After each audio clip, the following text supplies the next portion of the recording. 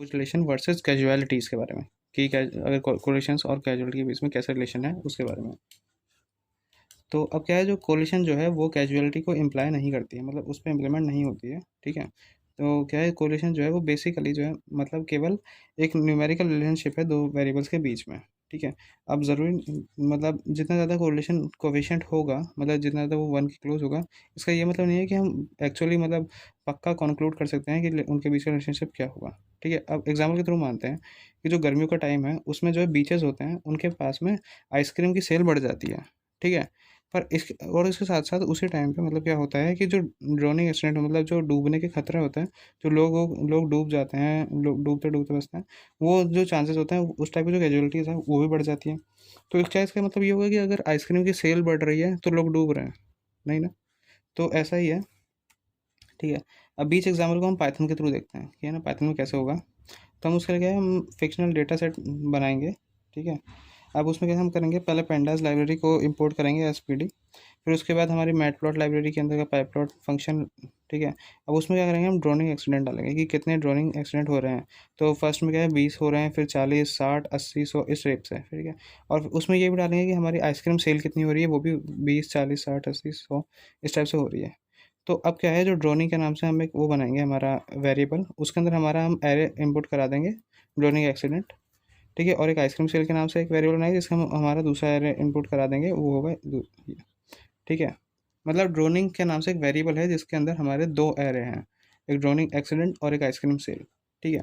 तो अब क्या करेंगे हम ड्रोनिंग के अंदर हमारी जो पेंडास लाइब्रेरी है उसका यूज़ करेंगे, और उसके अंदर फंक्शन होता है डेटा फ्रेम के, तो हम उसमें उसका एक डेटा फ्रेम बनाएंगे जिसमें डेटा जो है वो ड्रोनिंग का डेटा होगा। अब ड्रोनिंग के अंदर कौन कौन सा डेटा है, हमारे आइसक्रीम सेल का और ड्रोनिंग एक्सीडेंट का, ठीक है, जो कितने लोग डूब रहे हैं। तो उसका क्या करेंगे, हम ड्रोनिंग डॉट प्लॉट लिखेंगे ताकि हम उसका क्या है प्लॉट कर सकें, मतलब उसका एक प्लॉट बना सकें, ग्राफ बना सकें, जो कि हम स्कैटर प्लॉट बनाएंगे, ठीक है। फिर हम उसे शो करा देंगे P L T dot show के थ्रू, और उसमें क्या करेंगे हम, और एंड में क्या करेंगे, हम कोरिलेशन बीच के नाम से एक वेरिएबल बनाएंगे जिसमें हम क्या है ड्रोनिंग के बीच की जो कोरिलेशन कोएफिशिएंट निकलेगा वो प्रिंट कराएंगे, ठीक है। और उसे भी प्रिंट कर देंगे तो हमारे पास जो है आउटपुट जो है इस टाइप से आएगा, हमारा स्कैटर प्लॉट, ठीक है। कि जैसे जैसे इस आइसक्रीम सेल बढ़ रही है उस हिसाब से ड्रोनिंग एक्सीडेंट बढ़ रहा है। तो ये तो जो है केवल एक न्यूमेरिकल वैल्यू है, ठीक है। हम केवल दो वो ले लिए हमने वेरिएबल, वो केवल एक न्यूमेरिकल ले लिए, पर जो है एक्चुअली में बेस प्रैक्टिकली जो अगर आप देखोगे तो आइसक्रीम सेल बढ़ने से लोग नहीं डूब रहे हैं, ठीक है, वो उनकी गलतियों से डूब रहे हैं। अब क्या है, अब इनके बीच की देखते हैं। अब क्या है, हम कह सकते हैं कि अगर हम उसके हिसाब से देखें, हमारा स्कैटर प्लॉट जो आया है हमारा, उसके हिसाब से देखें तो ये तो सेम हम ये मान सकते हैं कि जितनी ज़्यादा आइसक्रीम सेल हो रही है उतने ज़्यादा लोग डूब रहे हैं, ठीक है। बट ज़रूरी थोड़ी कि उसकी वजह से डूबे, है ना। तो इसका आंसर होगा प्रॉब्लली नॉट, कि मतलब वो नहीं, ज़रूरी नहीं है।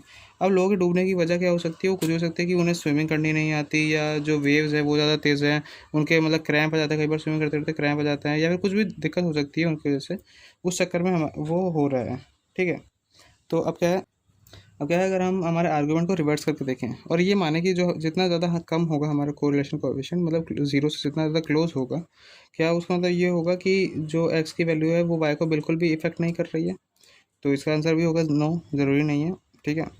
अब क्या है, इन दोनों के बीच में क्या है, एक बेसिक डिफरेंस होता है कोरिलेशन के बीच में और कैजुअलिटी के बीच में, ठीक है। जो कोरिलेशन जो होता है वो एक नंबर होता है मेजरमेंट के लिए, कि जो डेटा है वो कितना क्लोजली रिलेट कर रहा है, मतलब कि एक पक्का नहीं है, वो केवल एक प्रिडिक्शन है ना।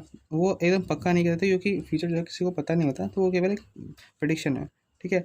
और जो कैजुअलिटीज़ होती है वो एक्चुअली कंक्लूजन होता है एक्स और वाई के बीच में, एक्स और वाई के बीच में जो कॉज हुआ है उनका कंक्लूजन जो है वो होगा कैजुअलिटीज़, और कोरिलेशन जो है वो बस केवल प्रिडिक्शन होगी, ठीक है। तो इस लेक्चर में बस इतना ही। Hope you got all the points in the lecture, and still if have any queries you can put it in the Q&A section. Thank you.